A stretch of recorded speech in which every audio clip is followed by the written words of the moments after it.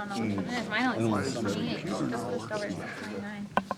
Mine's 629, Talk to me that's today. 630. That was good. That's 629. Not sure which side I'd be on. Decided to be on that lately. Who's back there? They're libertarian. Who's back at the, are we on? I mean, is somebody back there? Roger's back there, but I can't see him. I never can see them. They're always hit. Can we go ahead and start? You should be able to. We're ready? We okay? We'll call this meeting to order. Welcome all of you, and if you stand and join us for the Pledge of Allegiance, please. I pledge allegiance to the flag of the United States of America and to the republic for which it stands, one nation, under God, indivisible, with liberty and justice for all. May I have a roll call, please? Hannah? Yes. Callahan? Yes. Hayward? Here. Hill? Yes. Sharp? Here. Kurtz? Here. O'Loughlin? Yes. Thank you. I need a motion to approve the agenda as presented. So moved. Second. Motion by Scharf, second by O'Loughlin. All those in favor say aye. Aye. Thank you. Motion is passed. We have nobody signed in for public comment because of all the open hearings we have today. So my next item is to approve the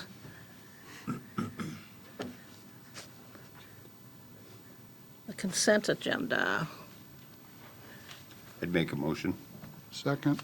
I haven't even told you what it is yet. You don't want me to read it? I got you guys down for.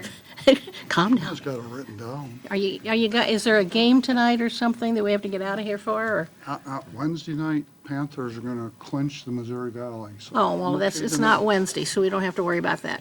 So I need a motion to accept and approve the consent agenda that approves the following: the minutes of the February 10th, 2020 regular meeting, Independence Parks and Recreation Class B beer and Sunday sales liquor license for April 1st, 2020 through March 31st, 2021.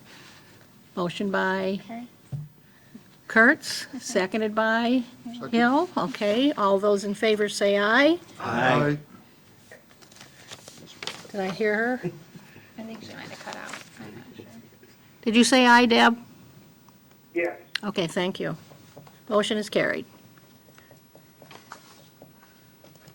Next on the agenda is a motion to approve the claims for payment. Motion by Callahan, seconded by I'll second it. Hill. Any questions? I'm glad Jen's willing to pay bills, too. I'm not the only one who makes that motion. Do them at home, I might as well do them here, You got your pen handy? right here. Okay. You don't need roll call for this, do you?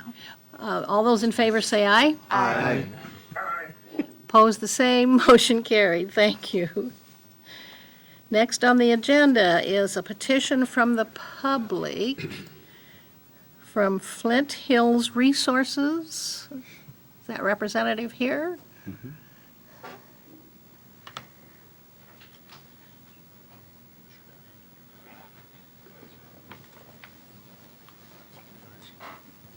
Welcome.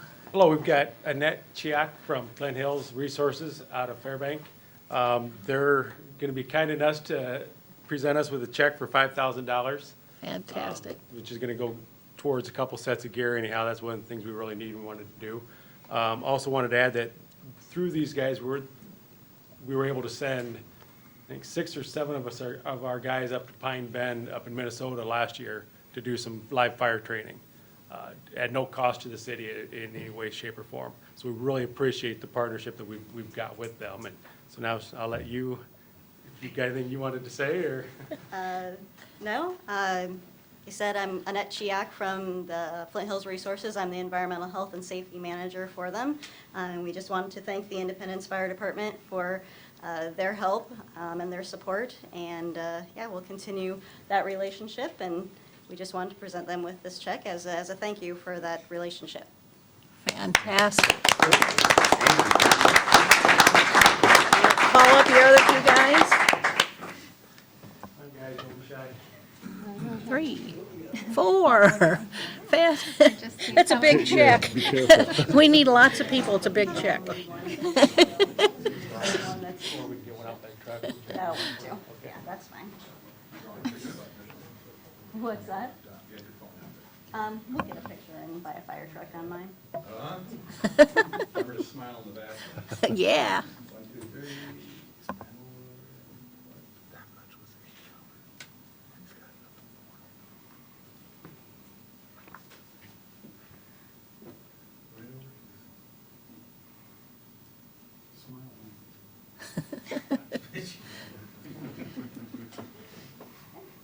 Thank you. Thank you. Thanks a lot. Thank you very much. That's what teamwork will get you.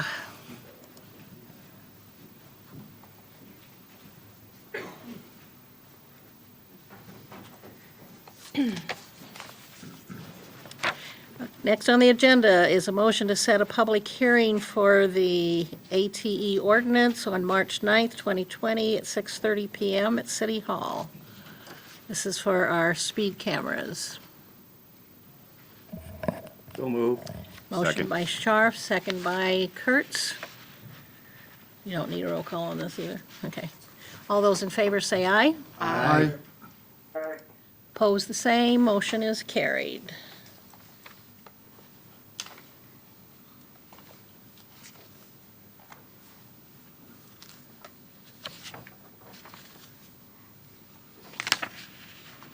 And next is a motion to set a public hearing for the speed camera fines ordinance on March 9th, 2020 at 6:30 PM at City Hall. All motion. Motion by Callahan.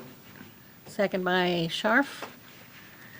All those in favor say aye. Aye. Opposed, the same. Motion carried. Thank you. Okay, next on the agenda is a motion to set a public hearing to consider an ordinance pertaining to illegal dumping on March 9th, 2020 at 6:30 PM in City Hall. Question on this, have we worked out a deal on payment yet? We have, Waste Management and the county have resolved their issue with their contractual relationship, and it's actually, the cost to the county is going down. There is no additional cost to the city for any of this beyond the cameras and the enforcement. And Mr. Gissel, while he is out of state, did concur. I'll make the motion. Motion by Hill, second by Callahan. All those in favor say aye. Aye. Opposed, the same. Motion is carried.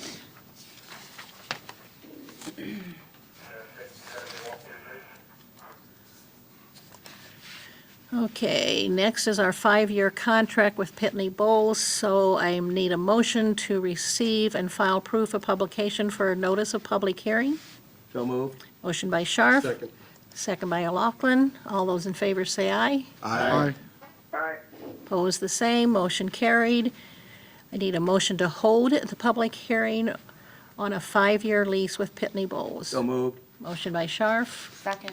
Second by Callahan. All those in favor say aye. Aye. Opposed, the same. Motion carried. We are now in public hearing in regards to this 5-year contract.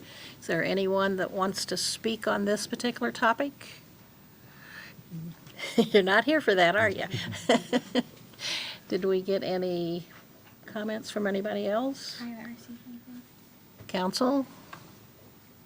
This is for our office postage? Yes. But since it's a 5-year contract, it has to be having a public hearing for it. If nothing else, then I need a motion to close the public hearing and placing oral and written comments on file. So moved. Motion by Scharf. Second. Second by O'Loughlin. All those in favor say aye. Aye. Opposed, the same. Motion is carried. Next, I need a motion to approve and authorize entry into a 5-year lease with Pitney Bowles. So moved. Second. Motion by Scharf, second by Kurtz. Roll call. Callahan, Yes. Hayward, Yes. Hill, Yes. Scharf, Yes. Kurtz, Yes. O'Loughlin, Yes. Hannah, Yes. Motion carried. Thank you very much. Next is a request from Bachman, and I need a motion to receive and file proof of publication of notice of public hearing. So move. Motion by Scharf, Second. second by Callahan. All those in favor say aye. Aye. Aye. Opposed, the same. Motion carried. I now need a motion to hold a public hearing on proposed vacation and covenants of a portion of unused 11th Street Northeast, right away, right. I'm trying to think what the rows stand for. Sorry. I'll second it. Motion by Hill, second by Scharf. All those in favor say aye. Aye. Aye. Opposed, the same. Motion carried. We are now in public hearing in regards to this arrangement with Bachman. Did you, I thought I saw, is Paul here? Did you want to speak on anything, or? Hi. Everybody, Paul Bachman for Bachman Tool and Die, otherwise known as Bachman. Just here, if you have any questions for us on this, You might try, see if you can speak right into that mic there. does So, that sound good? Yeah. Okay, sorry about that. thank you. Just here for any questions that anybody might have, and answer anything I can for you. Any questions from council? Anyone else in the audience itself that wants to speak on this particular topic since we're in public hearing? Okay. Nothing on oral that needs, or written that needs to be posed? So, one thing that I would like to bring up, Al has proposed, or I believe Al has for the city attorney, is that correct? The rate of fair market value? Not for the city attorney. I did confer with the city attorney. Okay. The city is required by state law to place a fair market value on this property, even though it's a small parcel. I took the adjoining piece of property, divided the square feet by the land value provided by the county assessor, came up with a $3.18 per square foot cost. You'll see two different numbers in my write-up because I did confirm with Brian Crawford that I had a little bit different square footage number. I used his number because they're the ones that did the legal description. So again, it's about 23 square feet difference. But the anticipated cost based on the formula that $3.18 per square foot by 894 square feet came to $28.43. I know that Mr. Bachman and I did have a conversation. The land value, breaking down a square foot cost, is a little bit different on some of the properties adjoining this one. I took the property directly adjacent to the land in question because it's an extension of that lot. No magic to it. I just took it from that out to the road. There where the greenhouse was? The greenhouse still stands. Okay. Yep, so nothing has changed on that parcel to date. This would actually be not where the house is, but to the west of that, there's a little garage there where the road starts to curve. That's where that excess right-of-way actually comes in. And that's significant because it's a different parcel than where the house sits on. And so where that conversation goes on my end is the last parcel, I've got it pulled up as parcel O from the last purchase that we did in excess from the city. We paid a rate of $1.68 per square foot per my calculations. And this one comes up to, as Al stated, $3.18 a square foot. And that's the discrepancy of that we're asking to pay the same square foot rate that we paid the last time. So that would be the request on behalf of Bachman, so. Was the assessed value on that other one the same, or I'm sorry? was the assessed value on the previous one? I'm going off of what we paid per square foot. So we purchased from the city in excess, the excess that we purchased from the city was 2,178 square feet for a dollar amount of $1,294.77. If there's an inaccuracy there, I apologize, but that was the information I had on my end of our receipts of what we paid and the square footage that we. How long ago was that? That was 2018, November of 2018. Okay. Would that 2 years have a difference in that for Just assessed? yeah, a little over a year. Any Since the discussion? question came up, Al, were you able to determine how you came up with the other price, or was it? I just took the square footage, or No, I mean the From 2 one years that ago. Paul's oh, referring to. I can't tell you how that was developed. Off the top of my head, no. I wasn't able to go back and replicate it, so I'm not sure where that number specifically came from. Do we have clerk receipts for something like that? We would have the receipt of the payment, but I'm not sure that The square footage? I would just say at this point to chime in that any discrepancy, I'd say that someone got a deal last time. I wouldn't use that as a basis for reevaluating this, because if you look at the map, the right-of-way at this curve, it's a very awkwardly drawn, I guess, not really drawn, but awkward right-of-way, where there's just kind of a portion that juts out that looks like it's basically part of this parcel. And I assume that it is joining that parcel, so what better estimate of value than simply to take it from the parcel it's going to join? Okay. Based on current values, it would show that the land value adjacent to it would be $2.18 a square foot today. Correct. The alternative would be to get an appraisal, which would just go into the administrative cost and Drive it up. Right. I mean, it wouldn't be our recommendation to do that, because I think you're going to spend more money on the appraisal. Not that those folks don't earn their keep as well, but I don't think that's in anybody's Understood. best interest, for the cost of what that would be. Like I say, we're not looking for a deal or anything like that. We're just looking for a consistent market value. Like he had stated, the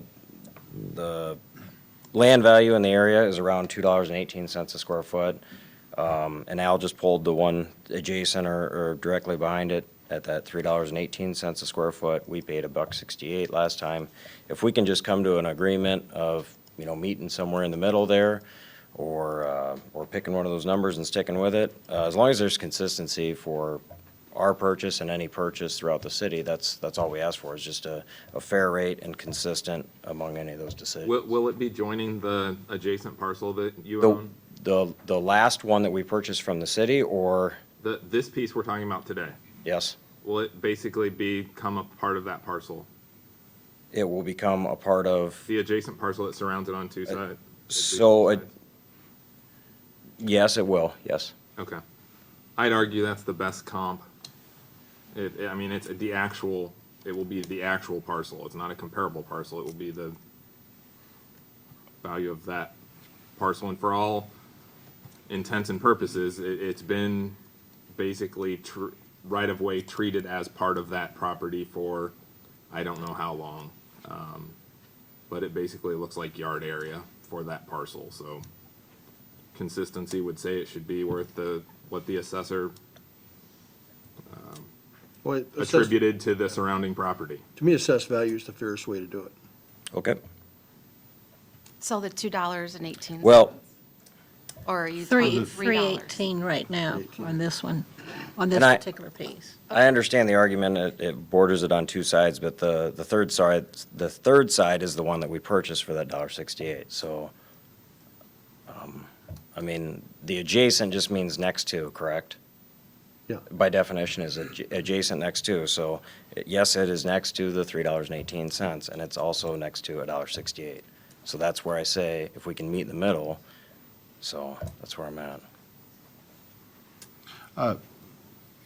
And we're getting into pennies here, and I don't want to waste a whole bunch of time on that. I just The- want consistency. I understand. The 218 to the 318 is really the spread that you're looking at.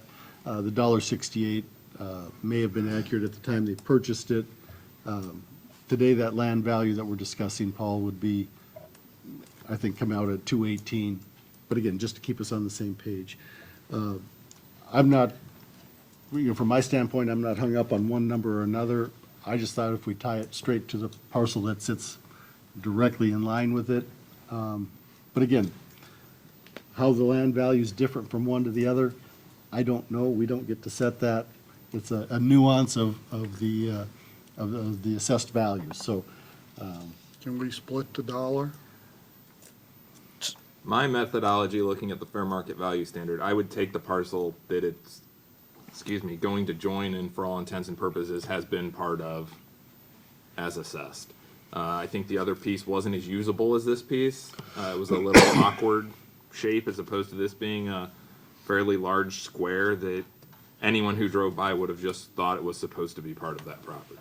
It doesn't flow with the roadway, the roadway at all.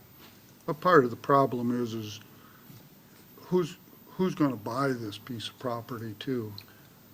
I mean, it's in the middle of nowhere that no one's gonna come and buy it. I'd recommend we split it 50 cents on it. That'd be more than what you paid last time. From 218 to 268? Yeah, just take 50 cents away from 318. Like I say, it was a opportunity to bring it up because it is an item that we just want to make sure that we have consistency and that we bring it to light. We don't want anybody to think that we're shopping for a deal or anything like that. We just want to make sure it's. But you're gonna have, by going by the assessed value, you're gonna have consistency.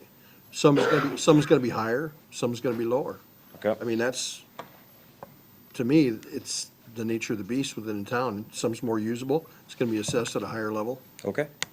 That's, I thought. I would just note, and I haven't spoke to the assessor about this, but I would assume as soon as it becomes part of that parcel, it will be assessed at the same square foot value. So I think they would be getting what they're paying for in terms of coming out to assessed value.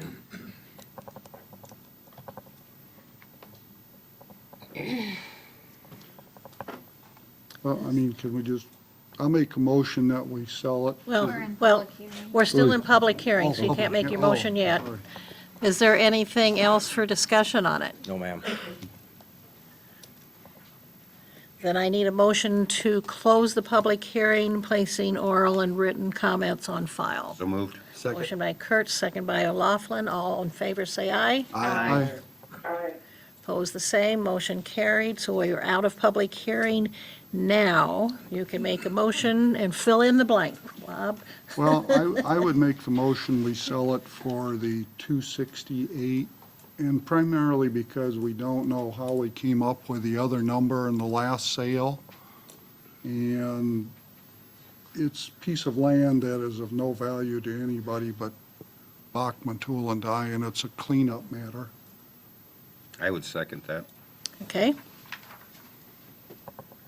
Have a motion and a second to approve the purchase of this piece of ground at 268 a square foot. All those are, you want a roll call on this, right? Thank you. I just need clarification. I believe what you want to do is adopt the first reading of the vacation ordinance. Oh, Vacation because and this is going to conveyance. require three? Well, Okay. it's a vacation and conveyance ordinance. Okay, So, because it's an ordinance, we do put the dollar amount in there, if that's where you want to go, but it has to be done by ordinance. Somebody have a calculator, what? $2,396 is what I came up with. Okay. So we make the vacation ordinance with the number that Al had? At 2,396, correct, Al? Yes.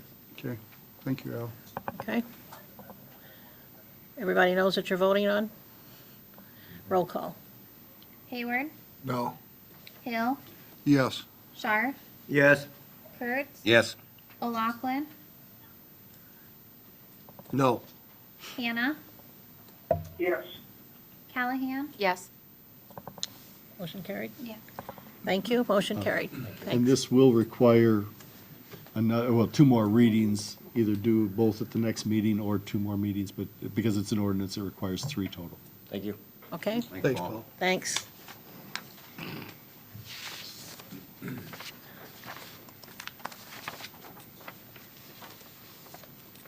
Now we're getting to the one everybody out there is waiting for. Our next one is a public hearing on proposed resolution of necessity for the 2020 pavement rehabilitation project. And I need a motion to receive and file proof of publication for notice of public hearing. So moved. Motion by Scharf, second by Kurtz. All those in favor say aye. Aye. Opposed, the same. Motion carried. Then I need a motion to hold the public hearing. Moved. Motion by Scharf, second by Kurtz. All those in favor say aye. Aye. Opposed, sorry, Deb. Motion carried. We are now in public hearing, and we did receive a notice from Rick Sorg attached to a petition that he would like to speak, so I'm going to call him up first, if he's still here. When you come to the podium, give your name and address, please, and then depending on, because we have so many, you may have a limit of about 3-4 minutes. I'll make it quick. So, okay, thank you. Rick Sorg, 1019 6th Avenue Southwest. Thank you. Good to meet you. I'd like to pass these out if I could. Sure. Thanks, sir.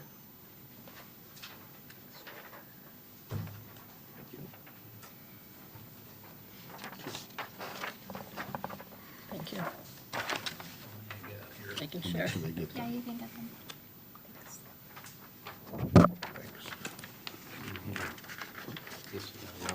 Okay, thank you.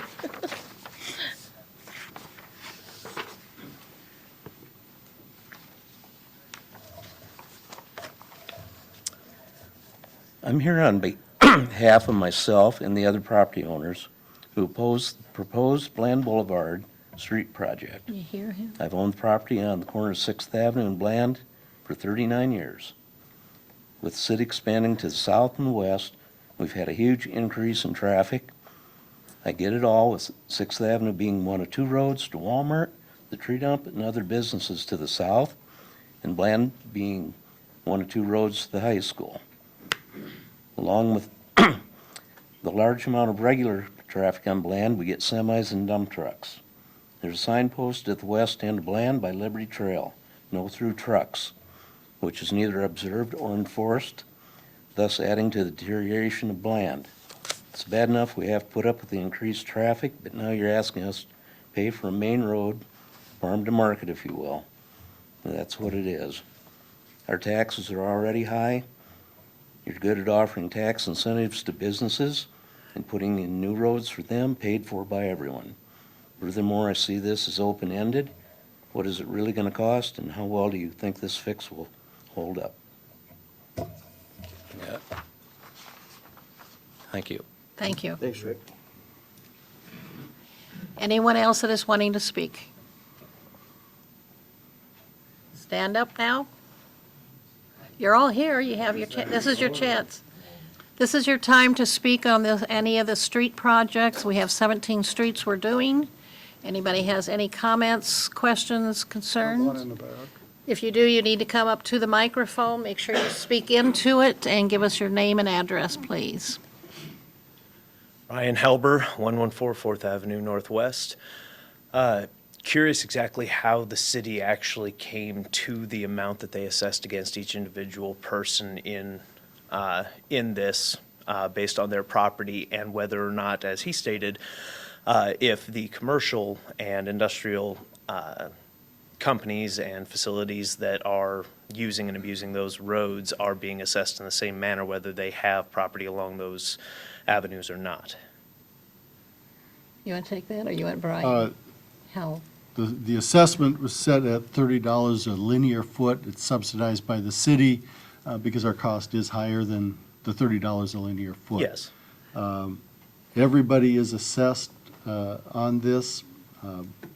Brian, am I missing somebody that, I believe every property was provided a preliminary assessment notice. At $30 per linear foot you mean linear foot as far as what's physically contacting the road that's being repaired? Your frontage, isn't it? Your frontage. Frontage onto Frontage of your- Bland Boulevard in this case. Each property. His is on Fourth, though. But he's on Fourth Ave. He's on Fourth Avenue. He's on a different street. Look up specifically. We have 17 streets that are in our 2020 project, and they all are being assessed at the same value.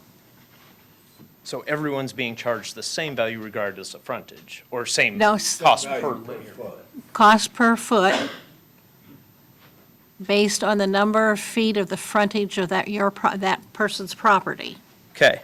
The proposed assessment against the 114 Fourth Avenue Northwest address is $1,800. At $30 per linear foot, that's, 60 linear feet across the front. Is that against any and all properties touching those roads, or just the ones that the county assessor has listed as those addresses? Like, for example, along Fourth Avenue Northwest, that stretch of Fourth Avenue Northwest, the entire west side of the road is occupied by White's Funeral Home, but White's Funeral Home doesn't actually have any addresses, according to the assessors, that run along that road. Are any other businesses or any other individuals who have frontage along those roads who don't have addresses that are specifically stated by the assessor, are they also being assessed? I can tell you that White's Funeral Home have multiple parcels. Well, they have the parking lot, but do they also have the opposing side of the street? So it is assessed based on actual frontage? Yes. Okay. So- And frontage, I want to be careful with that. If their property abuts the road, I mean, that's the frontage we're Yes, talking about. yes. It doesn't have to be the front of their. Not the front of their actual property, but the actual portion of the property touching the Right. roads specifically. Correct. And as he stated before, has the city taken into consideration the use of all of those roads, not just Fourth Avenue Northwest, but any of them that are being repaired? Has the city taken into consideration the use of those roads by commercial and industrial companies and how that impacts the citizens? And are those companies being assessed in any way, or is this completely put onto the people, the residents in those addresses? Everybody is assessed by virtue of the city subsidizing this. So the entire community is paying the bulk of the cost of the project, with the subsidized amount of $30 a linear foot going to the property owner. I understand that, but like, for example, on Bland Boulevard, you have the corn cob processing plant, Best Cob, that uses that pretty extensively for their own personal purposes, but they don't have very much frontage. Has, for example, their use of the roads been taken into consideration and how much damage they do to the roads? And have they been assessed additional, or has that even been a consideration? They are not assessed any differently than what you see, the $30 a linear foot that fronts the road. They're all public streets for everybody to use. Yes, they're just used Every- substantially more by the commercial entities. Some places in the town, they're like that, but, I mean, all streets are public streets within the city, Yes, they are. so. But there also, it's not these individuals' choices that they have to allow those businesses to be able to use and abuse those streets, and now they're forced to pay for them in spite of them not being the cause of the damage to the roads. I think what we have to look at here is we're sharing the cost. As Al indicated, the city is paying the bulk of the cost of the project, which comes from everybody in the community. Yes, The people that live along the street, when I lived at 110 15th Avenue Northeast, I got assessed for redoing 110 15th Avenue Northeast. Same system, hospital, delivery trucks, dump trucks going up that. It's the way And it is. same scenario. And I paid it because I'm a citizen of the community. And before we started doing assessments, the community was not doing anything for street repair. We've done a ton of Iowa State engineering assessments of our worst streets. To be in this program these streets have been assessed as being poor streets. We've done a ton of work on that, making this assertion. We have a 5-year plan. We put these streets off because we were able to get grant money to help us with this program. So we're doing as much as we can to help reduce the cost for the residents along the street. But there comes a point where if you want streets fixed, now I was surprised 12 years ago when I went on city council, I had everybody and their brother calling me wanting their street fixed. And I thought to myself, why the heck am I getting all these phone calls that these streets are in emergency need of fixing when I knew how much I paid when they did 15th Avenue Northeast? Well, I get on the council and I find out that the city is paying the entire cost of repair on streets and fixing streets and replacing streets. And I think the rest of the council members here will attest to when we put our 5-year program together, we had been doing practically nothing on street repair. One of the ways that we afford to do this is assessing. There is a way of getting out of this, and I think Bland Boulevard has done that. They have the majority of their ownership value has indicated they don't want the work done. I have no problem then taking Bland Boulevard out of the 5-year plan. They don't want to pay their assessment for fixing that street. I understand that. 4th Avenue, if the majority of the property values along that street had come in with the same petition, we would take a look at taking them out of the 5-year plan. You need more information before you make those statements, because, Yes, we already have that information, Mayor. no, Well, it just, the piece that, and I had to confirm this today, it's one project. Bland Boulevard is not a standalone project. So Right. while the petition is, if it was just Bland Boulevard, the petition would be 100% accurate. But we did not break this into individual streets, so it is one entire 17th Street. project. No, that's not what I was told earlier. And I had to confirm that this afternoon with Intercog. Intercog, and actually it was after 5 o'clock before I was able to confirm that with them, so. But it is one project. Now, there's more to talk about there. I want to make sure that we hear the comments first. But, And how the grant is affected. Well, that's fine if the majority of the people don't want to do the I- 5-year project, and I concur. We have 10th Street Southwest that, whatever it was, 15 years ago, did not want it. They petitioned, they took the street out. And then this year, we were not able to do maintenance on it. We had to do a complete reconstruction. And they were assessed for the same reason. But it was I in much understand. worse shape than what it should have been allowed to get to for that same reason. I can't speak for everybody here, but my personal opinion, I'm not talking about taking 4th Avenue Northwest off of that list or Bland Boulevard or anything like that. I'm just saying that there are commercial businesses that cause substantially more damage to those roads than the individuals that are living along those roads. And those commercial businesses which get to use and abuse those roads substantially more than the individuals that are living along those roads, they don't have to carry the same burden that we do. And to address that concern, the special assessment process does not provide for reaching into the community and touching individuals, commercial or otherwise. But perhaps reaching out to the community and actually speaking with them before making a decision might be a next step. But to the special assessment, there is not a mechanism that allows us to do that. The special assessment process is very specific to the adjoining properties.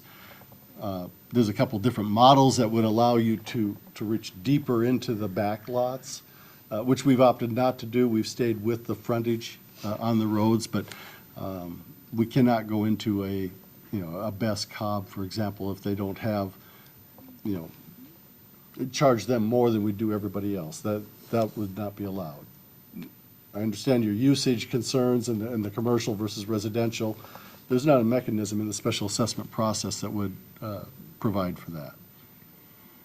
Well, and city property owners, whether they're commercial or residential, all pay taxes. And it all goes toward, Yes, and the taxes that we're paying are what's covering the portion of the roads that you're talking about. So we're already paying taxes to pay that portion of it. What's left over? No, a portion of that, your taxes that you're paying aren't, if we took all of the tax money that you paid on your parcel of property, it would not pay for the work that's going to be done on that street. So I'm you're aware of still that. being subsidized by the rest of the city for the difference on what it costs to fix that street and what you pay for your property taxes. I'm aware of that, just like we pay taxes to be able to repair roads elsewhere in the city as well.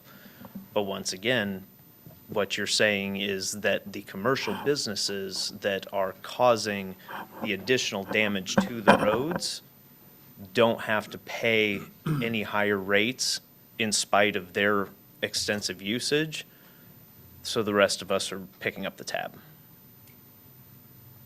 I would just point out and clarify Al's comment. When he refers to the assessment process, he's not referring to any process that this body No, that's done by the adopted. county. He's referring to an Iowa code process, which I admit I am not keenly familiar with because I'm not bond counsel. Bond counsel advises on these things.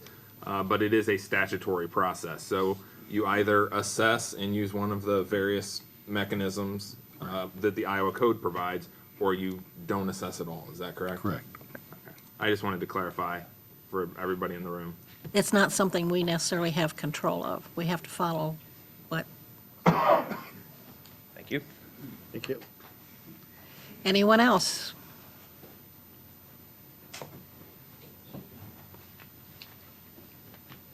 Hi, Tim Holman, 720 Bland Boulevard.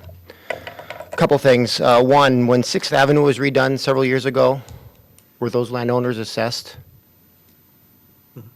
Because I consider 6th Avenue very similar to Bland Boulevard with traffic in and out of town and getting used. I can answer that. They were not, and if you want to blame anybody for bringing up assessments, you can look at me, because I sat here on the council for years looking at all these streets that needed repair work, and we have all of these studies that say we got these terrible streets and they're breaking up, and we don't have any money to work with them. So I said, well, we did a lot of street work back when we were doing assessment, and brought it up to the council. Council took a look at it, said that's an additional source of revenue for helping to pick up the streets. So Independence at one time was well-known for all of its good streets. I mean, we had a lot of Portland concrete streets. We had our Independence, that was one of our signatures. And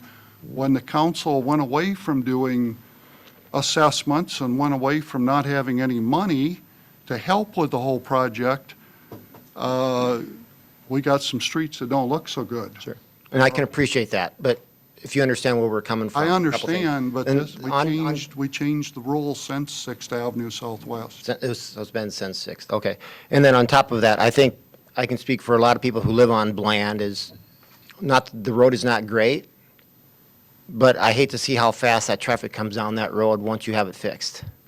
Because right now, it's got some speed bumps out there, kind of slows some people down. Not everybody, but you get everybody come out of school or going to school in the morning, there's a lot of traffic on that road.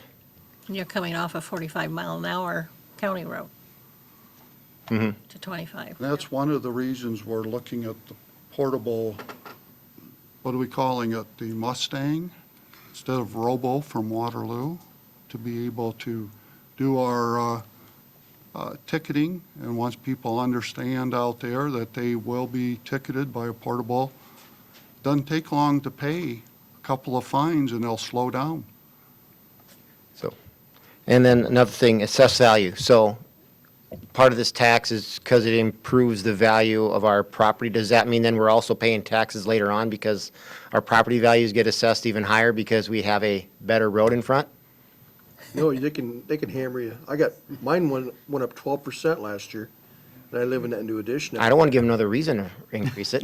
I don't want another reason to have them increase it. That may be an assessor's question, not ours. So, County assessor. okay. I think you guys understand where we're coming from on this. I mean, it's not just the fact that you guys want to do, I understand, better roads, everybody should pay their part. But this is a main road with a lot of traffic beyond just those of us that live on there, more so than a lot of other streets in this town. So, Well, and part of the reason we want to resurface that is to prevent future deterioration of it.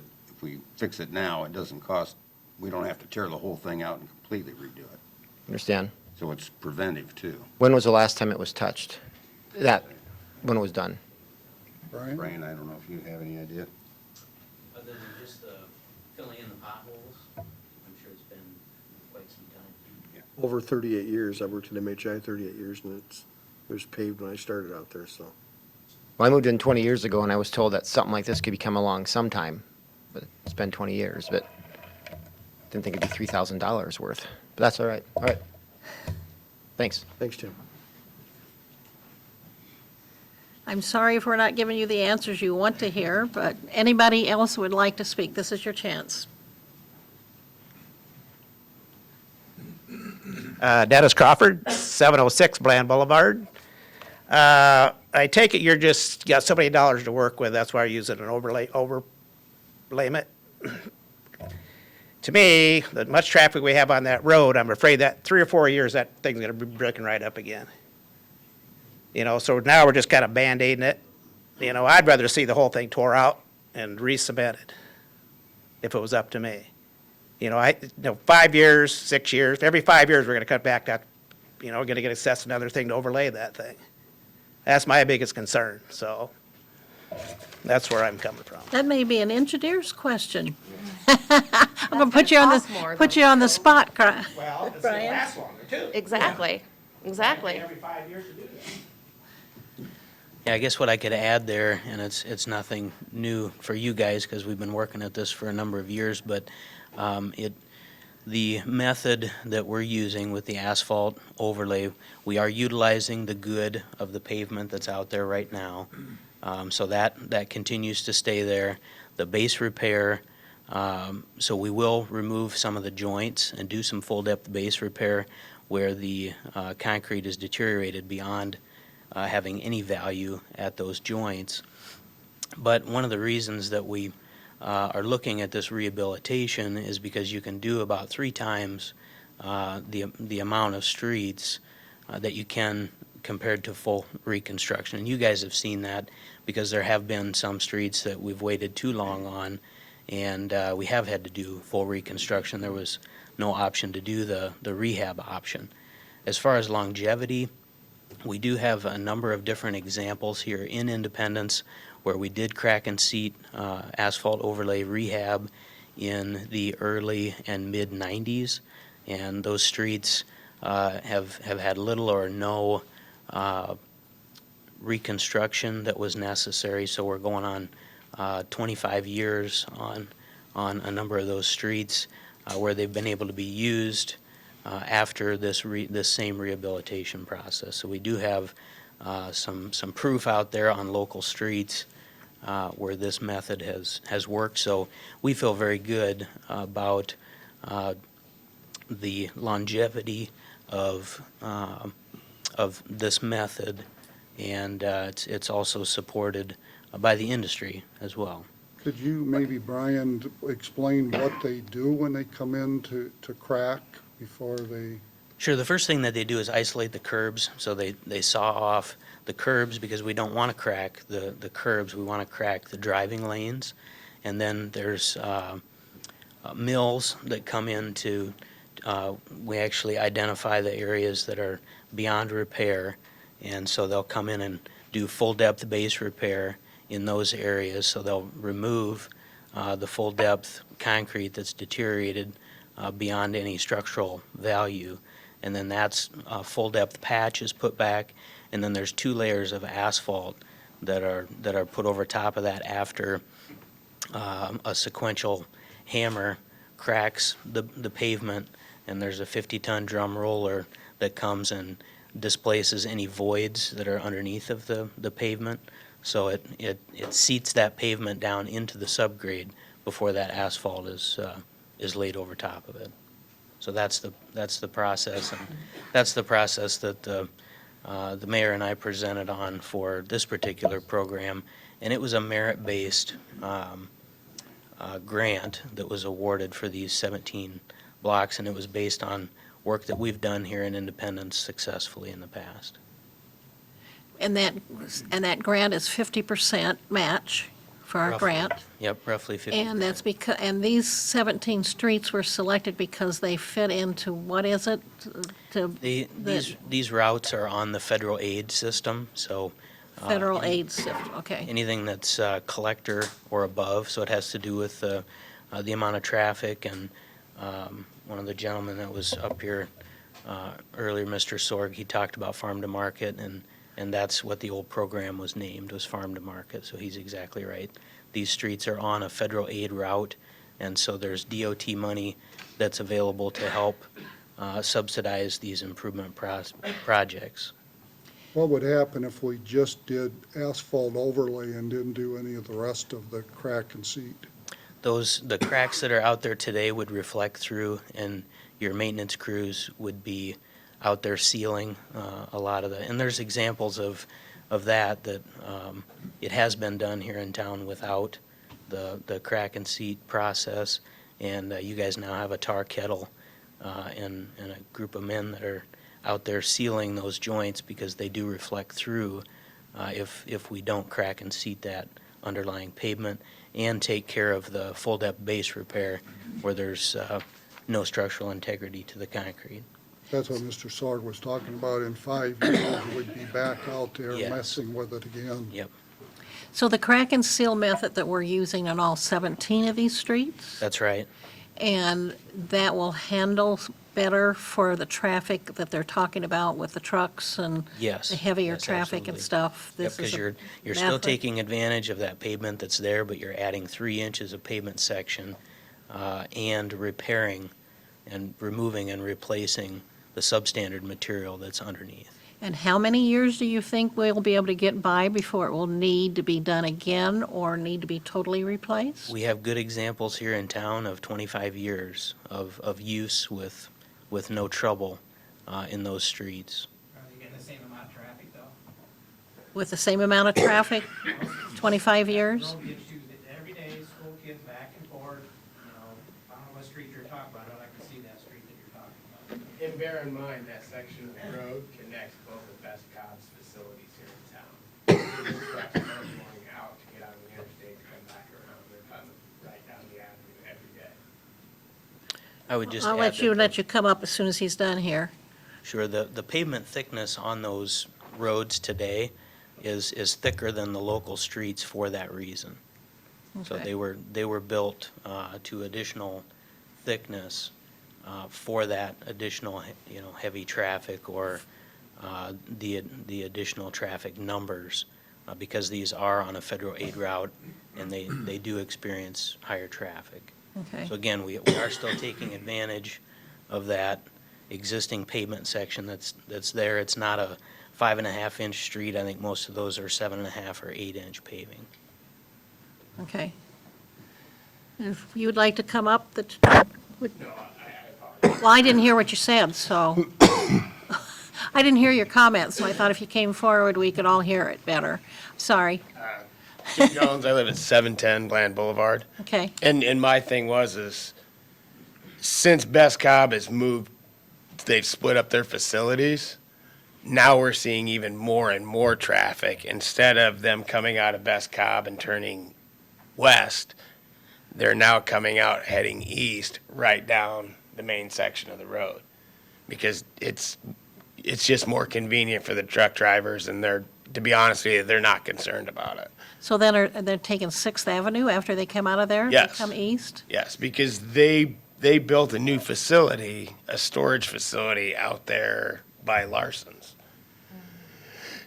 So now, like I say, it used to be, generally speaking, the trucks would come out and they'd take that right and they'd head out to the interstate to get back on. Well, now a lot of times they're coming in, and instead of going right, they're taking that left and coming up past the tree dump and going through. And I don't know that the 25 years of good experience on that road, that's probably not, I'm going to assume those aren't loaded semi-trucks that are coming and going. And I think that the road potentially, if something isn't done about the semi-traffic going that way, I don't think this 3-inch cap is going to last us more than 4 or 5 years before we get assessed for it again. Thank you. Brian, is this the same thing they did on 150 by the Dairy Queen out to Fairway? No. Okay. I believe that was just an overlay. They did not do the crack and seat on that. Okay. So, What street, Well, it looks, do you know what streets that we've done this crack and seal on and several years ago, that they would know where to go and? Fifth Avenue Northeast goes up all the way to Light Plant, from First all the way up to the Light Plant. Se-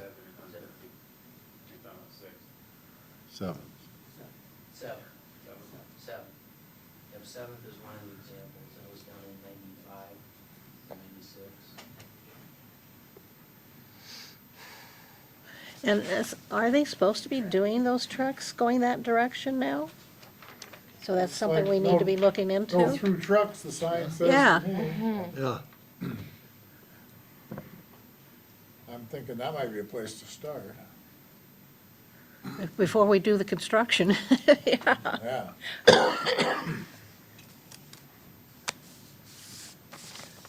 Is there anyone else that would like to speak? Yes, please come forward. This is your chance, anybody. This is the time to do it. I'm Jim Cleaver, 716 11th Street Northeast. I think they've already touched on a lot of the other things that I was going to originally touch on, was the cost. I did stop at City Hall to see how they determined the cost factor, and they didn't actually seem to know. They said that Crawford's had determined it for us. So, and I see it's open-ended. But my concern on 8th Avenue Northeast is I consider it a farm-to-market road also. There's millions of pounds of grain, semis, tractors, come down 8th Avenue, turn right there, come up 11th Street, past my shop. The overlay, I'd have to respectfully disagree with you on an asphalt overlay over the concrete in that area. With trucks turning their tires, they're gonna hit that asphalt and they're gonna turn it over a period of time, and I don't know, I make a living out of tearing out asphalt, so. I would say, in this situation, I think you're gonna be a lot better off with a concrete street, even though it may cost more, but that would be my determination, but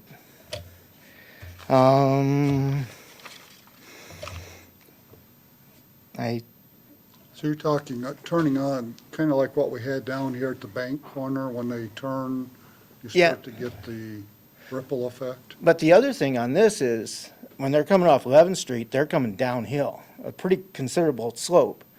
And they're gonna be coming down and turning on that slope, and you're gonna, I can't say for sure, but I'm gonna, about 90% sure, you're gonna have issues with that asphalt there.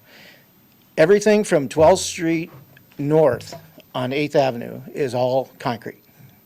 It's all new concrete, it's a very good street. From the railroad tracks to 12th Street, it's broke up pretty good. And it's really broke up at that intersection. So even with the concrete, and I don't think it's actually a thicker street. I don't recall, I've done some repairs on that street before, like water main stuff, but I don't remember the thickness. But I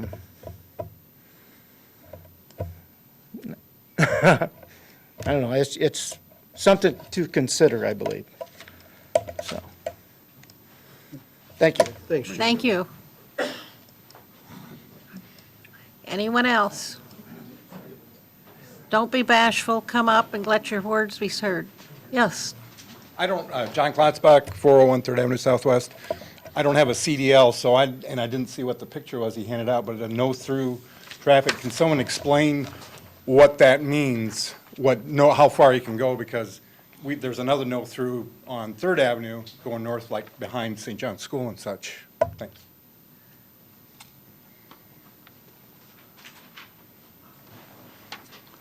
Well, I think the no-through traffic on Third Avenue has to do with, there are trucks that go through there to the creamery, but that's to preclude the semi-tractor trailers from going north to avoid the Quick Start corner, which apparently at one time was the major issue. So they were taking this route to avoid the curves through town. But we do know that through trucks, traffic to the creamery, that's a standard, that's how they get to the creamery. That is a destination within that area. And Jensen Trucking. I'm sorry, thank you, and Jensen Trucking. The no-through trucks here, again, I think it's, to the point of if we're trying to avoid the ulterior routes, getting to where, I think you said out by Larson's, that's probably an issue that we have to look at. But technically, that's still not a through truck. It's going to a Going to a individual destination. within the city. Through truck, you're talking about somebody that's driving through, not If they're- Minneapolis or wherever. If they're trying to get back out to Highway 20. Yeah. Yeah, So I again, think I'd you'd have to have a look at hard that. time fighting that. Fighting that traffic? No, I mean, Enforcing it as a. yeah. It's in they're a town. local business. They're going from one location to the other location. Right. Huh. Is this photo looking west or looking east? West. Looking west? It should be No, looking it's east. looking Come out east. and It's take a left, yeah. coming off the interstate, or coming off the county road, isn't it, going east? The old Heading railroad tracks east? used to be right down in here. Oh, okay. Wasn't this going east? That's right there where it ends from the county part and goes into city? Yeah, that's what I thought. Well, a good example of the crack and seat is Third Avenue that does go by St. John's and north from Main Street to the Creamery. That's a blacktop overlay, or not an overlay, that's been a crack and seat for, did it when I was in high school and I've been out 44 years, so it's held up. And you got all the semi-traffic on it and you got all the Jensen trucks on it too. So, the product does work, done properly, so. Anybody else? Lots more people back there than what's stood up. Yeah, like by Dewey and Teresa's, by St. John's. So am I hearing that if we take those 4 blocks off of Bland, we can't put 4 other ones back on? That is correct. And it could affect the grant itself. The issue that we're dealing with is more than 50% of this project is federally funded with RTA funds. It is being a state-let bid, if I'm not mistaken, Brian. And if we, for argument's sake, we take Bland Boulevard off of here, that may have an effect on that grant. It's not just as simple as prorating our federal funds to reflect the portion that we're removing from there. It could be, but they're hesitant to give us that. If we take more than that off, then we are scrapping the entire project, going back to the drawing board and coming back another year. And that was the knee-jerk years. reaction, if you will, from DOT with the federal funding. Now, we have the right, without federal funding, if we're just going to pay for this with all local dollars, then you have the ability to do that. The reason we cannot add 4 other blocks arbitrarily is because it has to fit within the federal, what do they call it, the federal function classification. And There are more blocks on that, aren't there, on that list? there are more blocks on there. I don't know how many of them reach the level of need that these do. These were the poorest of the poor, if you will, that fit within that federal classification. And that's why they were selected. They need the attention the most. They qualify for the federal funding. But if we again, my only caution with the federal funding is the more we amend it, the more tenuous our federal funding with this becomes. We have the right to pull the whole thing off, start over, and come back a different year and approach it if that's what you choose to do. Well, I think part of the reason we wanted Bland Boulevard is because of the traffic that it gets, and that the county worked with us on doing all the way out to the Iowa Avenue. That's correct. And we wanted to complete that so that whole stretch would be decent road That is correct. with all the additional traffic it's getting. Normally, without this federal grant, we would probably only be doing 4 or 5 blocks, 7 blocks. 8 would be the absolute most that we would do if we were doing it strictly local dollars. 7, 8, it depends on the length of the block and what have you. We have a set dollar amount.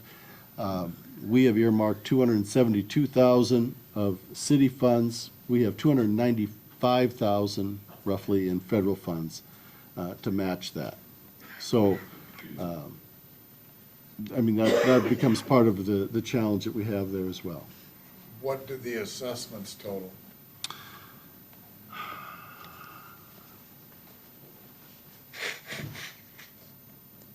I know, I'm just a troublemaker. No, I'm just slow getting it to you.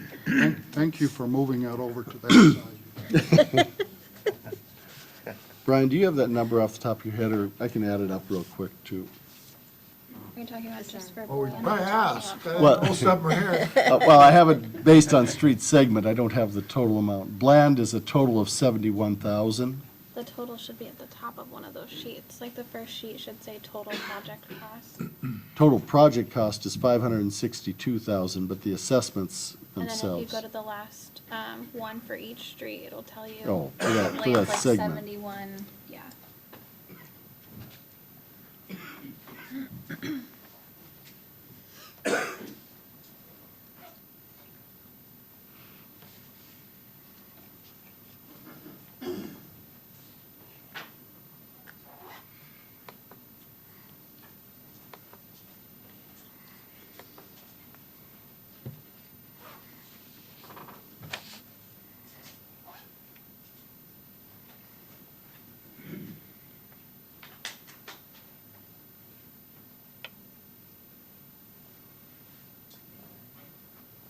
Maybe you could take this out there and show us where you cut out sections of that street beforehand. I feel better that way. You're gonna actually cut out the bad spot, take completely out instead of just overlaying it, yeah? Then I have some idea where you, what you consider bad and what's not. Sure. The total assessments for the entire project and the preliminary assessment is 297,000.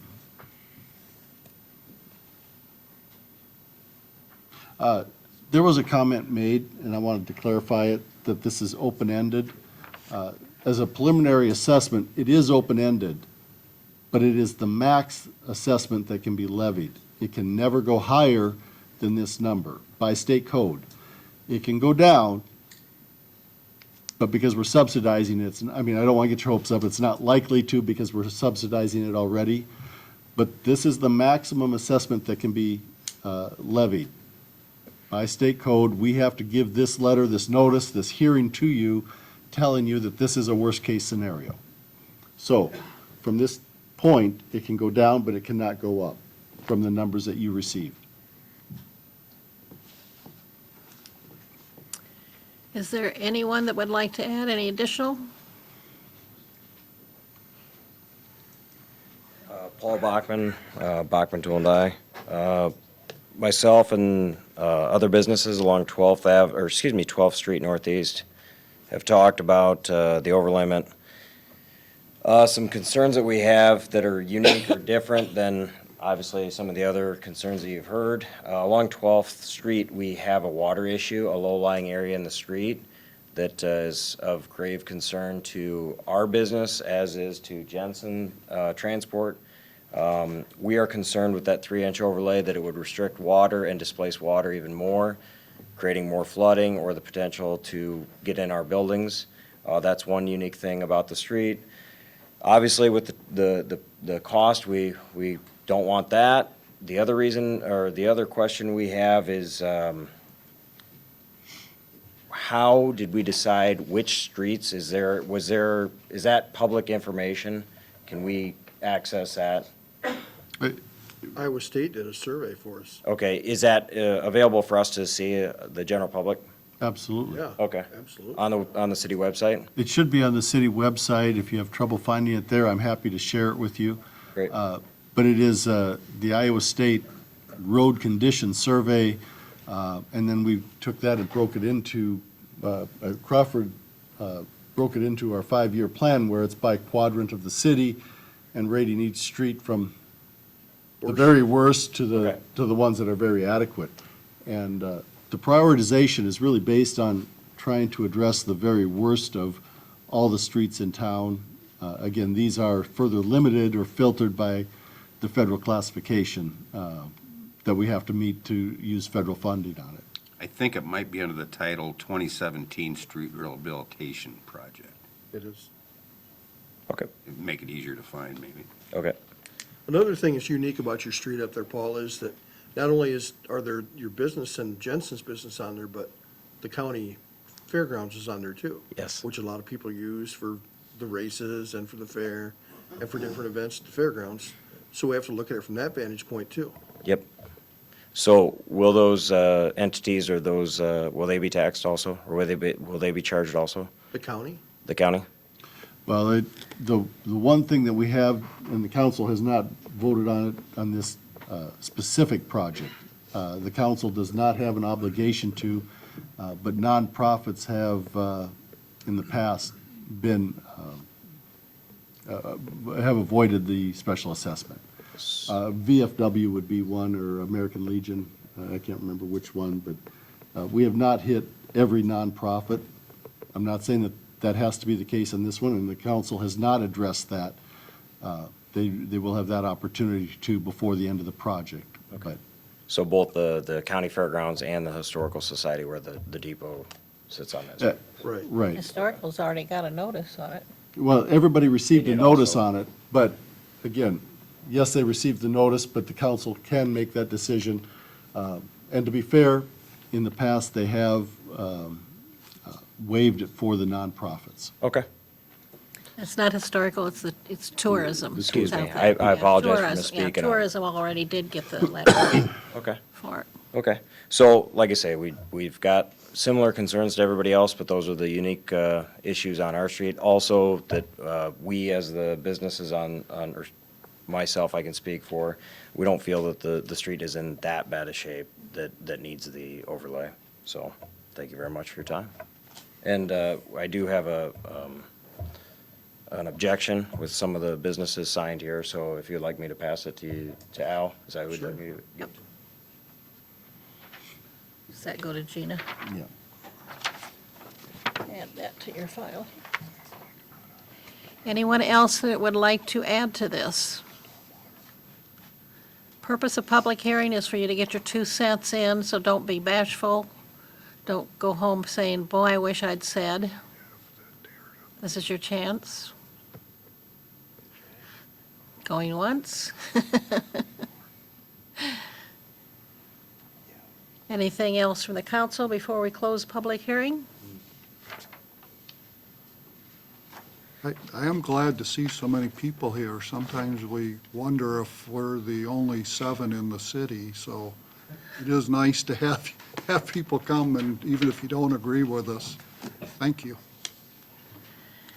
Hearing nothing, I will ask for a motion to close the hearing and receive and file oral and written comments. So moved. Motion by Scharf, second by Kurtz. All those in favor say aye. Aye. Opposed, the same. Motion carried. We are out of public hearing. So, council, we have on the agenda an option to make any amendments, so you need to either approve the project as presented or in the amendment state. So we have 2 options on the agenda itself for this part of it. And you can always, of course, table it as well. I just didn't list that as an option, but it was in the proceedings that were provided to you. Thank you all for coming. We really do appreciate your input. It is a couple of nuances that I want to make sure you're aware of. We have not hit the 75% threshold that requires a unanimous council vote on the assessments. However, because it is a special assessment, it does require 75% of the council voting in favor of the assessment, whichever way you choose. That comes to 5.25 council members. I don't know who we're splitting. So- Fourth of one of you. So I would prefer to have 6 votes counted on the special assessments. It is exceeding the supermajority that normally would be required, but you are required to have a 75% council vote on this, which is, again, 6.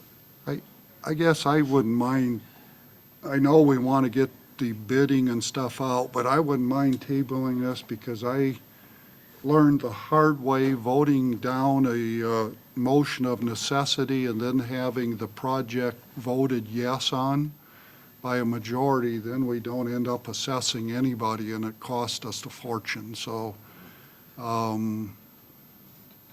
if we got questions on where the program's going and what needs to be done, I think maybe we need to. Yeah, and I apologize, it was after 5 o'clock when I spoke with the folks at Intercog about the federal funding. There is a question out there. They weren't able to give me a definitive answer. I don't have that to give you.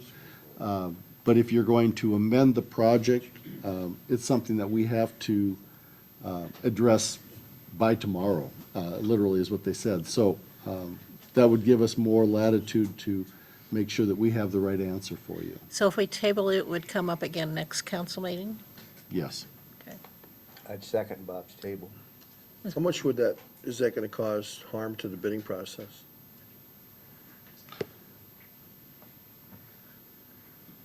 Well, at this point, the bid moves forward because it's already in the DOT bid letting. So what you guys are talking about now is how to finance it. Right. You're not talking about the Right, project. so this won't interfere with the bid letting? Correct. Okay, that was my concern. And how long ago did we actually get this in place with Intercog when we presented or requested this money for getting this grant? Wasn't that 4 years ago that we, Brian, come to the podium. seems to me it's, I can't remember now. It should have been 3 years ago. 3 years ago? This would have been on a 4-year horizon. It did get Right. moved up a year, and I can't tell you why, but it did get moved up a year, so. Yeah, so if I'm not mistaken, 3 years. so if for some reason we canceled this, God forbid, it could be 4 to 5 years again before we could even consider doing any of these streets and Yeah, getting money to help pay for it. They receive applications every April, and they're programming for 4 years out. Yeah, So okay. So, let me Okay, so we, clarify what you just said, Al. If we decided not to do this, and what Brian just said, that the bidding's already in the pipeline for the state, can we cancel this year's project or cut it back and not take the federal money? I guess I'm looking at my options. According to the folks at Intercog, we have the option of delaying it or possibly cutting it back, but there was a concern about how much we cut it back and the effect that that would have on it. Again, it seemed to be a question of magnitude, of how much do we amend the program. The DOT had expressed concern about if we're going to make a very significant amendment, that we just pull the whole project and come back at it later on down the road. I mean, that was the way they explained it through Intercog. will we have any more specific answers to that with Intercog between now and the next meeting? Yes. Okay. So we do have a motion and a second on the floor in order to table this until the next meeting? So we're not losing the federal money at this point if we table it till next meeting? That's what my understanding is. We have to call them, we have a conversation set for tomorrow morning, but that's as soon as I could get it, as far as any more clarification beyond, look, if you make an amendment, that's one thing, but how big is the amendment? I don't know. I don't want to speak for the council. DOT's preference is, if it's very much of a change, pull the whole thing and come back another year. I'd like to make a comment on, I would have a hard time as a contractor bidding a project like this when it's a whole entire project and we haven't carved it out as being separate projects and have them cut out Bland Boulevard or whatever it might be. I don't know how you'd expect a contractor to do that without prior notice. I mean, we've bid some projects before where we've had some stand on their own, just in case we could get enough funds to do it.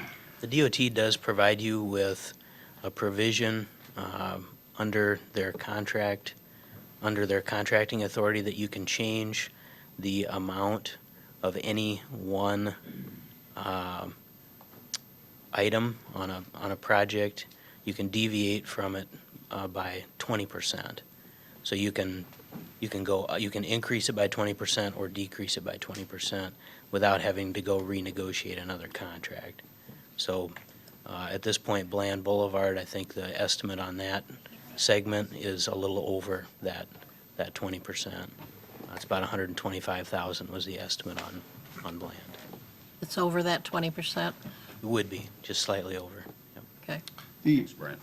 The other option, and I know we have a motion to table, and I apologize for muddying the water here. I want to remind the council that this is the preliminary assessment discussion. You are under no obligation after this to assess anything between zero and the amount that was provided. So if you were to change this in any way, you do have that option available to you. As Brian said, this is a funding mechanism. The challenge is, it makes it pretty tough to pull Bland Boulevard specifically. If you were going to take one segment out, I think that's where it gets hairy. But this is the resolution of necessity for this, which is required by state code to be addressed. This is not setting the final assessment, this is the preliminary assessment in essence, and unless I'm misstating that, Brian. But don't we need to bear in mind that we based our budget based upon this figure? Yes. Thank you. Okay, I do have a motion and second to table this to the next meeting. Without any complaints, I will ask for a roll call. Hill, Yes. Shar, Yes. Kurth, Yes. O'Loughlin, Yes. Hannah, Yes. Callahan, Yes. Hayward. Yes. Thank you, motion carried, so this is tabled till the next council meeting. And again, thank you to every one of you for coming. It's nice to be able to hear from the citizens one way or another. So, See you all in 2 we're weeks. just starting.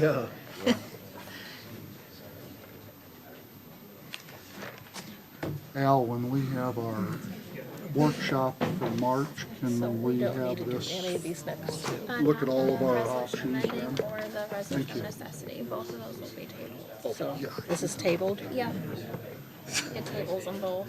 Oh, man, my shoulders are aching already, right, Carl? So, do I need this? Yeah, Allison continue with that, because we're just setting the date of hearing, which at that time we could modify if we needed to. I know Is my understanding. You're setting the date of public hearing for both of But these. we never have. It's not setting a date. No, this is, I don't think we should. this is No, I mean, it's a ordering government plans and agency. specs. But do we do that since we're tabling it? It's Do a we- full, this is to do with the project, not the funding. So we still need this tonight. That's our next item to address. That's my understanding. Oh, yeah, I see. Which is D. Oh, but it says, file certified copies of the resolution of necessity. So I can if we don't have one. Fairground. And that, I got that right out of the proceedings.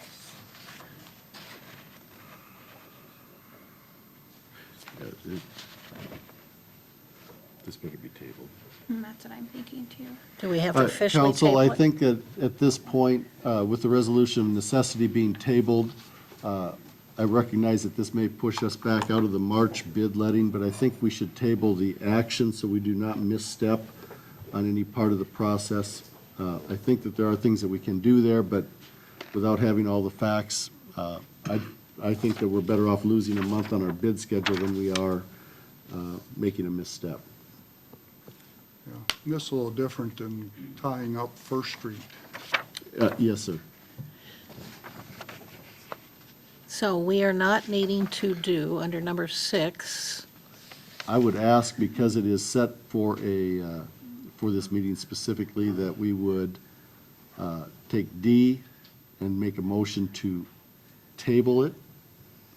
and then also E, for And setting E, the I think hearing. you want to table it. You take action on it, so it is an active agenda item, but I think you want to table that. Because E is setting a hearing. We don't want to do that either yet, because of the rest of this being tabled.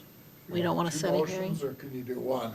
They're two different items, two different I feel like resolutions. deja vu, like we already did this once I'll before. make a motion to table item D. I'll second it. Okay, motion and second to table item D of the resolution. Roll call. Kurtz? Yes. O'Loughlin? Yes. Hannah? Yes. Callahan? Yes. Hayward? Yes. Hill? Yes. Scharf? Yes.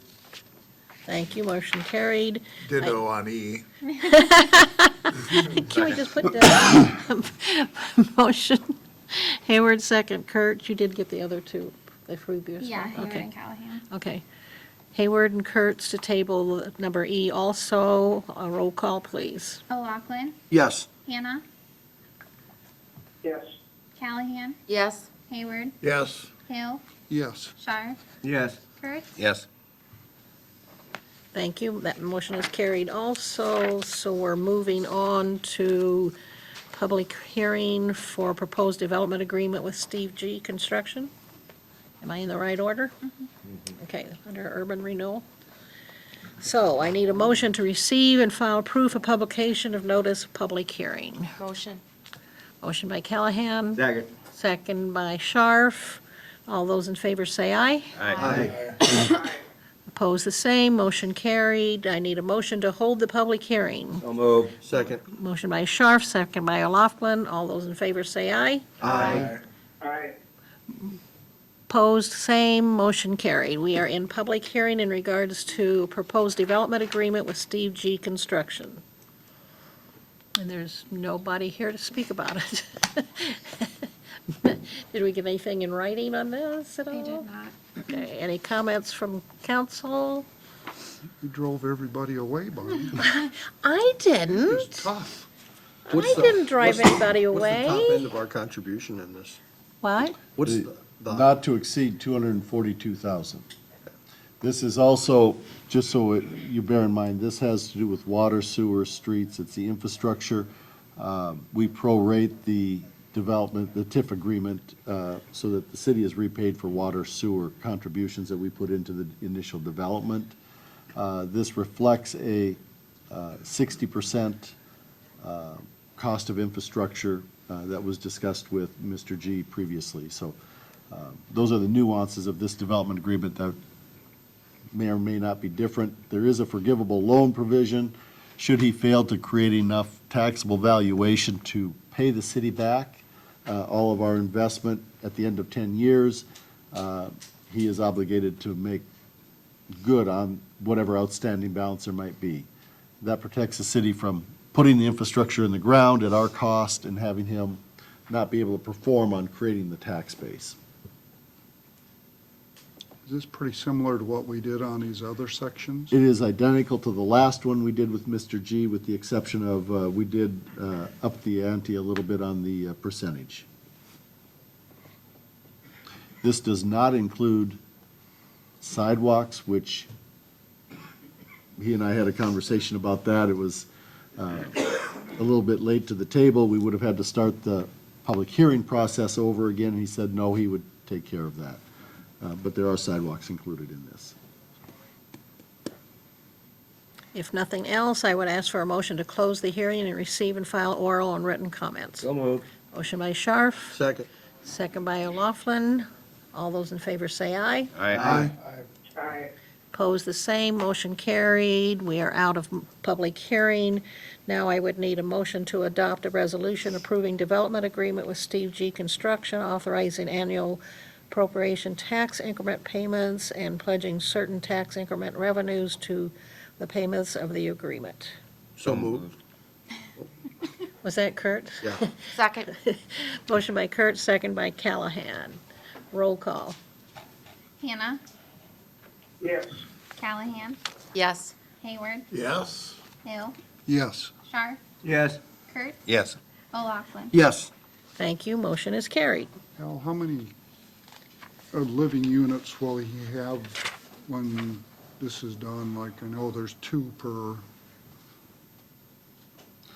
I think there's 42 on this one. He broke it into 2 phases, so I want to be a little hedging on that, but I think it's about 42 on this one. okay.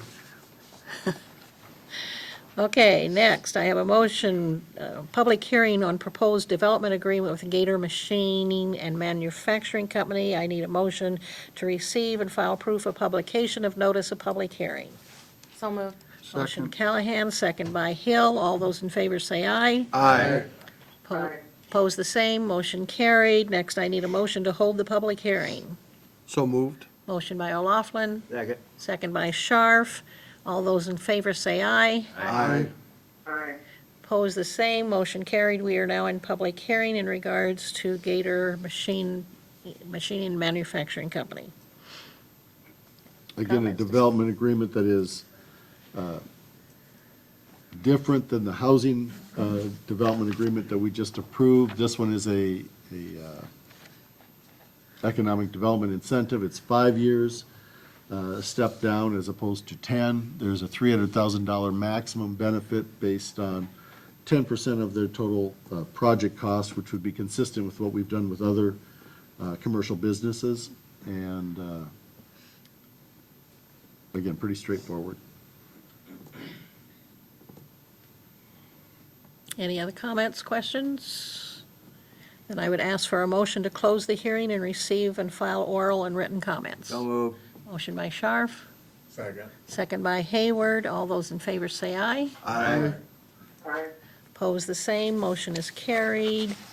Next is a motion to adopt a resolution approving development agreement with Gator Machining and Manufacturing Company, authorizing annual appropriation tax increment payments and pledging certain tax increment revenues to the payments of the agreement.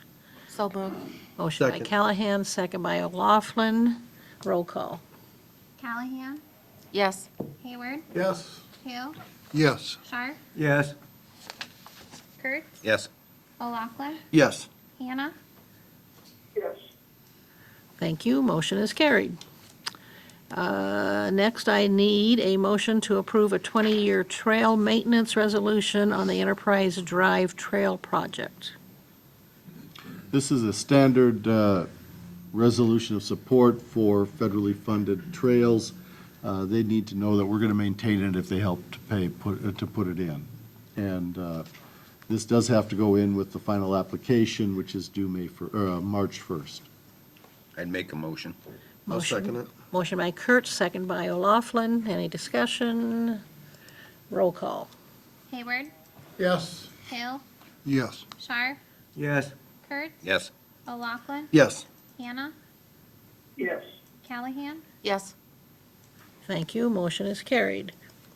Next on the agenda is a motion to approve camera purchase and installation for recycling center. On this one, I did put it here just to update you, to make sure that we could talk about it. If you prefer to table this until the illegal dumping ordinance is in place, that's fine as well. But because it was tabled, it was brought back to this meeting in the same form as when it was tabled. We do have agreements with the county and Waste Management, so our only cost is for the camera system. We do need to do a little bit of work with Indytel to make sure that we have the power and the network cable connecting everything. Waste Management has agreed to house the system because it has to be in a climate-controlled environment. The gate, they're ready to put the gate in as soon as we give them the go-ahead, but I asked them to wait until we have our illegal dumping ordinance in place and our cameras in place so that we have a way to enforce that. I've also talked with Chief Dallenbach. We are going to try and restrict the overnight hours. We will use some city staff time, primarily the police department, who are out anyway, to help do some, closing the gates at night so that we're not open all night. That will help deter some of that illegal dumping, we hope. But Are these cameras infrared so that they can pick up at night? they are infrared. That was one of the criterias, because we know it's after dark that most of this is happening. Right. So the question is, making sure we get enough range with the infrared so that we can get the illegal dumping, from any perspective.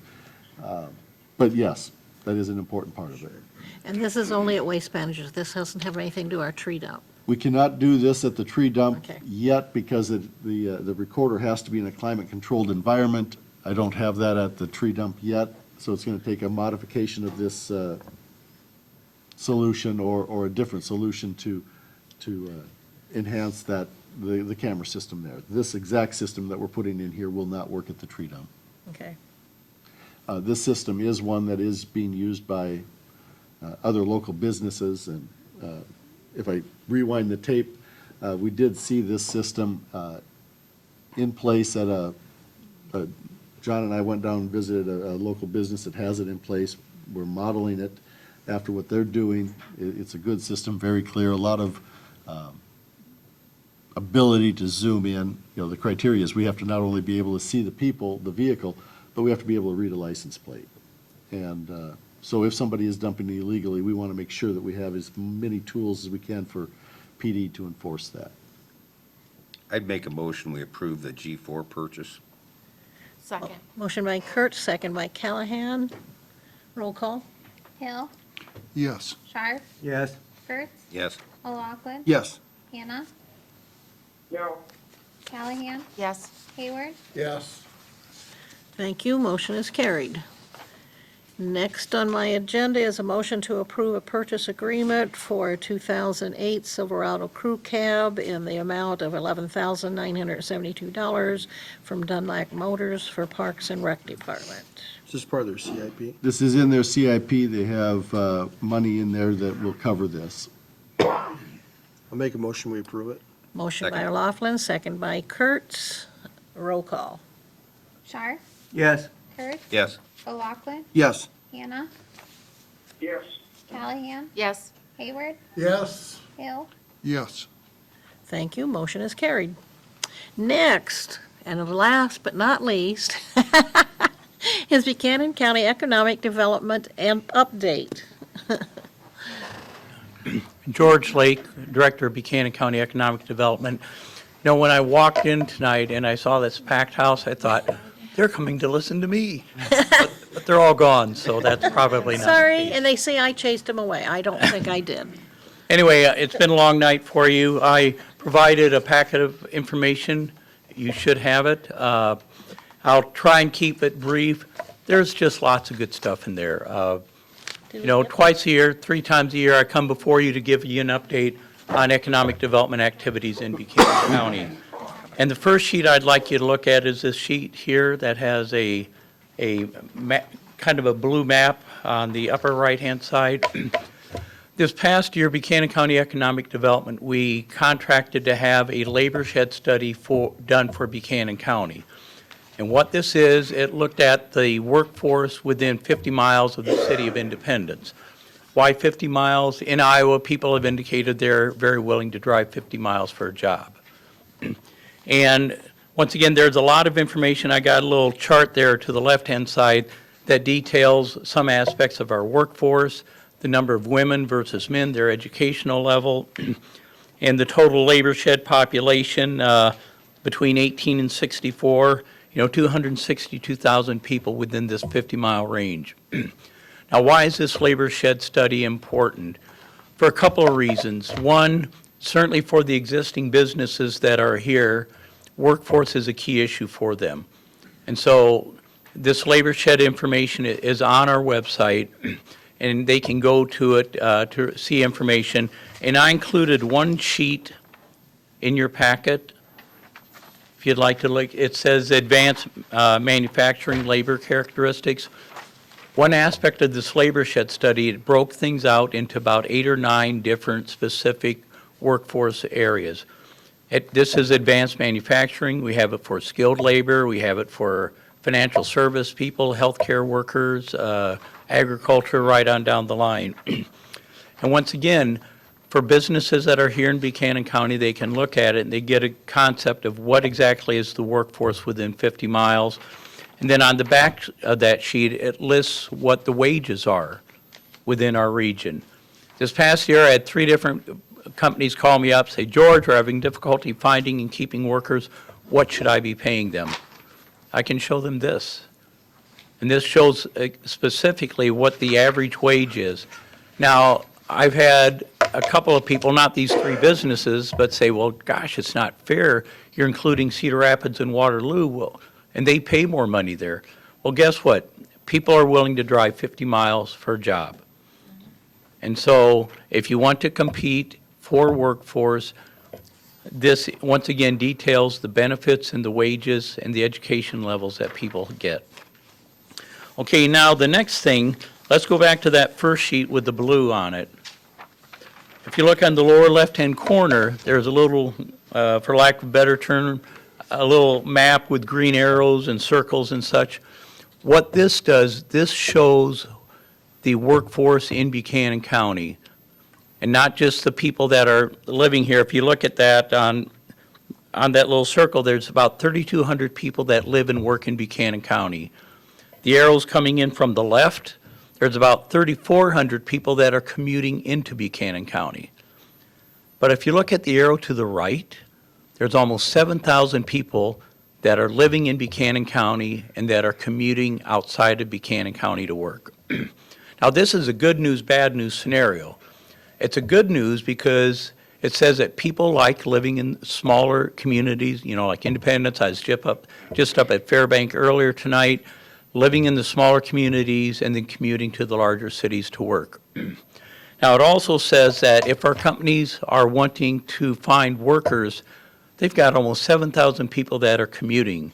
And when we hold our career fairs, which we do twice a year for Buchanan County businesses only, those 7,000 people are the ones that we're targeting. We're saying, why drive to Waterloo or Cedar Rapids or Manchester or whatever when we have good jobs here? And flip that sheet over. I love demographics and statistics. I know it probably bore some people to death. But anyway, every year I do a demographic review of Buchanan County. Now, each year, the U.S. Census Bureau, they do a population extrapolation of every community in the nation and in Buchanan County. And this study was completed in July of 2019. It's kind of scary, but there's only 30 counties out of Iowa's 99 counties that have gained population since 2010. Only 30 out of 99. And when you look at the 25 counties that make up northeast Iowa, there's only 2 rural counties that have gained population, Bramer County and Buchanan County. We're really doing pretty well here. I also did a little comparison to our 3 rural county neighbors, Buchanan, Delaware, Benton, and Fayette County. And across the board, we're doing extremely well compared to them. We've gained population. Our 3 surrounding counties have lost as much as 5 to 6% of their population. But the most telling figure, and I promise I'm not going to go over all these, on those little red boxes, the median age, look at that closely. The median age of Buchanan County is 38.7. Our 3 surrounding counties, their median age is as much as 6 years older than Buchanan County. So what does that say about Buchanan County? Overwhelmingly, we have a much younger population than the surrounding counties do. As we're going forward, that means we have more kids in schools, we have more young people available for working, and so it speaks well of us.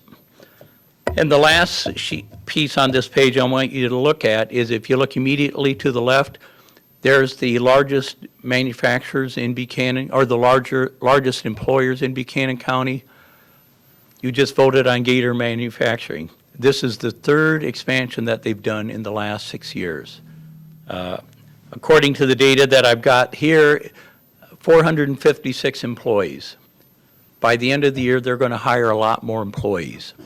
Priest Enterprises, which you are very much aware, I think you all toured their facility. They anticipate hiring 40 to 50 more workers in the coming year as well. Wapsie Valley Creamery, the expansion that they've done, we're doing pretty well. And the last workforce thing that I want you to look at, there's this, on the back one of these sheets, he's a nice little chart with the bright yellow stripe. When I was looking at these numbers, I knew that we were doing pretty well, but I wanted to drill down a little deeper. So I reached out to the Department of Labor again and U.S. Workforce Development, and I compared job expansion in Buchanan County from 2011 to 2019. And if you look right under the yellow mark, there's the manufacturing. Manufacturing in Buchanan County since 2011 has grown by 510 jobs. That's a 50% increase. Right now, manufacturing accounts for 25% of all jobs in Buchanan County. That's phenomenal. And why is that important again? I keep asking that, get your attention. Why is that important again? Is because manufacturing jobs by far and away are some of the best paying jobs around. And that leads to the issue of housing. We got all these new people coming in. Buchanan County Economic Development did a housing needs assessment, and what that showed was that there's a need for housing. In the last, year and a half, we have, I think, they're up to 68 new apartments that are going in over here. Steve Ohl and Ron Ohl, they're building more apartments to accommodate our growing population. We've got this new housing development that's going in where the old swimming pool was. Things are pretty good in Buchanan County. Now, the last thing, you can look over this stuff by yourself. It lists, I've got that sheet where it says upcoming active economic development programs. Our board, Buchanan County Economic Development Board, which Bonnie and the mayor, which is made up of the mayors of Buchanan County, including Bonnie. And over the course of our 26-year history, we've accumulated some additional cash through a variety of programs that is not tied into anything specific. We've got about $160,000 in there. And so what the board is going to do, they're going to provide grants to communities and businesses to help attract and keep a key business. Up to $20,000, it's a grant. Now, it's a key business. And for an example, we've been working with Brandon, and this is public knowledge. City of Brandon is looking at annexing 30 acres of ground out near the interstate. They have to first annex about 3/4 a mile of the road. It's called linear annexation, and then annexing 30 acres of ground. We've been working with Brandon to try and attract a gas station out there, which is desperately needed, not only for Brandon, but for that region. This new grant program that we have available, that $20,000 would be an example of a project that would be worthwhile. There's lots of other good stuff in there. Good reading when you go to bed tonight. Any questions or comments that you'd like to throw at me? We have a meeting tomorrow night Yeah. in Quaski. Yes, in Quaski, and Wolfie's Pizza. I'll pick you up. Good. Any questions? It's actually at their city hall, though, right? Yes. And then immediately following is the assessors' meeting to approve their budget? Yes, Public hearing for that? Yep. Yeah, okay. a little side view there. Yeah. Anyway, thank you very much. We appreciate your support, and, good things are happening. Thanks, Really? George. Good Thanks, George. information. Yep. Thank you. As a side note, George, Councilman O'Loughlin has expressed an interest in representing the city at the Downtown Summit. Okay. In April. Yep. So I think that would be good. Coordinate with him on the dates and, All right, yeah, Nikki and I, and right. can I take him out in public? Well, Can I take you out? There's a toss-up on that one between the two of you. Well, when Nikki, he was we might this wanna little warn snot-nosed Nikki. freshman at St. John's, I had to keep him in line, so. We may have to warn Nikki if she's in the company of the two of you guys. Okay. His wife said no.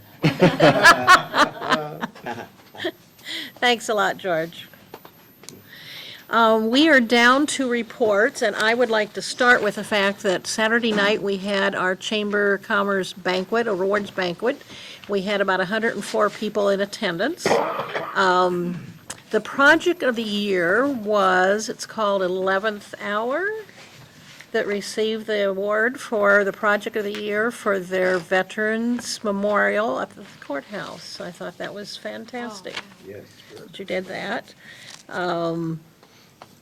Business of the year was Gators Manufacturing. Juan Rodriguez, Juan, you know him, Juan, was inducted into the Hall of Fame and was totally shocked. He was all he could keep saying is thank you, thank you. He had no expectation of that at all. So, and there were several other awards, so it was a good night. Also, the Chamber is doing their Friday Night Lives this year. They have an extra one that will be in June, and they're changing them from, they used to be 5 to 9. This year, they're going to be from 6 to 10 on Friday nights, starting a little later. And I like the one on June 12th because the band is Plug Nickel. Just a little prejudiced on that You know one. anybody in there? They won't even let me sing with them. Isn't that terrible? Yeah. No, I think they show wisdom a little. You think they, wait a minute. Anybody, thanks. Anybody else on the council that has anything they'd like to report? Congratulations to our wrestlers, including your grandson did a Yes. good job representing the city and community at the state tournament. And How did the coach's son do? How did he come out? second place, he got beat 1-0. Oh, man. Really fantastic. But he won And coach along with that, second. congratulations to Coach Doyle, Coach Donnelly, and Coach Carey on being coaches of the year in Class 2A. Whoa, awesome. Lots of good things for the city. Anybody else? Did I miss anybody? I don't think so. Lochran? I think, Who was junior high coach? John Carey. Okay. and, yeah. I don't know my coach. Any city employees Dustin, do you have anything you want to report? I didn't know who's still back there doing the. He won't say anything. Well, I looked through this picture that he gave you with the no-through trucks, and it's right. The way it's set up just by the sign that I see without going through ordinances and stuff, it's meant that anybody that has a business can travel through to the other business in town. It also, below it says engine brake ordinance enforced. Okay, means that heavier trucks can go that way, just can't use their engine brake.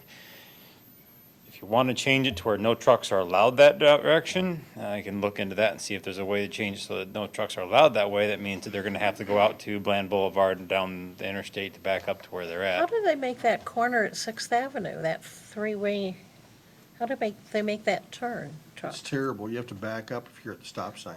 Haven't you ever come up to that stop sign when they're turning? Not when there's a semi there. I didn't realize they moved their plant because I've never met a semi that way. I've never seen a semi on 6th Avenue when I've been on it. But that might be something to think about, because if there's an issue going there, and you got cars coming up to that stop sign, and they now have to back up, that's more of an issue of the hairpin turn there. So, might want to consider. Maybe we need to have a talk with plant and see what we can work out, Well, or I think we question. gotta talk about the goal for that area, because we want, Yeah. I mean, we don't want to dissuade business either. And that's the balancing act with that. The Cobb plant's been there a long time. Yeah. So that's, I mean, I just had to look that up and figure out what it was, because I wasn't sure what the sign said or how it was placed. But yeah, with the way it is right now, they have the right to drive down that way, same with the Creamery and Jensen. If we redo that street and then put a trail in there, that could get When we interesting. talked about that corner there, when we carve that out, is that going to improve that for making the turn? I don't Well, think it's- it's changing. I don't think it's changing the road, it's just changing the site. Well, we were Your just talking about line of sight, but as we're talking here tonight, it makes me wonder if there's an opportunity to address that turning movement in there, if that's the case, which that would be the time to do it, because if the hill's not there, you have the opportunity to create a better turning movement. But how do you get your trail in there? Have space to put a trail in there if we cut that See, even corner? if we cut that out, they're still gonna go in the other lane when they come around the corner.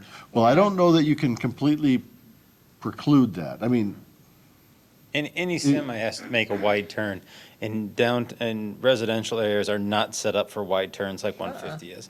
So no matter where you turn at in a downtown neighborhood, you're gonna be in that other lane. They even are on 150 from time to time. 5 years ago, we weren't designed for it on 150. right. So, you're still gonna have that. I think the best option from looking at that, if you're traveling down Bland Boulevard to the east, when you come up to there, right now it cuts off to your left so that you're going towards the north. Keep that left area, but open wider to the south, so that way you can see that way, and you can make we call it a button hook when you talk about semis and turning. It's called a button hook turn. When you do that street, will that, you're under construction, will that close off the street where they're gonna have to go west out of the plant? Or will you be doing half of the street and half the street? The other nice thing about asphalt is it's open in about 12 hours. Oh, okay, okay. Anybody from the fire department back there want to Is there a speak? Time on that street before He's you not even allow gonna put his semis to head drive out on it? now. He says. Roger says no. My concern, though, is with the semis, especially on that one. If that's a street that we found out has 40,000 vehicles going south in a month, On Sixth. on Sixth, yes. maybe we better look at not having semis go that way and do have them go out to the interstate and around to the other plant. And again, a conversation that you could consider is the traffic patterns or the flows. Maybe they can come in that way but not go out that way, or, I mean, there's different things that can be looked at. That corner is not ideal for tractor trailers. I mean, clearly it's not built for that, but I think I had that's to back down to the bottom of the hill just for him to get around the corner. I think that's a The conversation. end of that fence up above there where Davies had it. Right. No, clearly, there's a lot of room that they need if they're gonna make that corner, but, I think that that's something that can be discussed. I think we have an opportunity to talk about, traffic patterns in that area, with this project. That might be a meeting of the whole topic. Yeah, I think agenda. Public Works or the Committee of the Whole, that'd be a great place to have that conversation. Get that started. Streetwise, we could put a weight limit on the street to where they could run the empty trucks in, but not the full ones. That's a Take good some of the idea. burden off the road. Yeah. The only concern I would see with that is, how for us. Since this isn't an agenda item, are we getting too far Is off? the only question. For But that's report? something that- get too far off. And we need to rein it in, So maybe I should ask for an, I think should probably this is be a agenda. good agenda topic to bring up. I think there's a Yeah. place to talk about yeah, it. not right now. And in good the ideas. I report. think you guys all have a better idea, so. Yeah. So I will ask for a motion to adjourn the meeting. Motion by Sharp, second by Kurtz. All those in favor say aye. Aye. You did it. Opposed? Motion carried. Thank you all. Now What is it on that? motivated What by is the it on? clock. Oh, did you guys have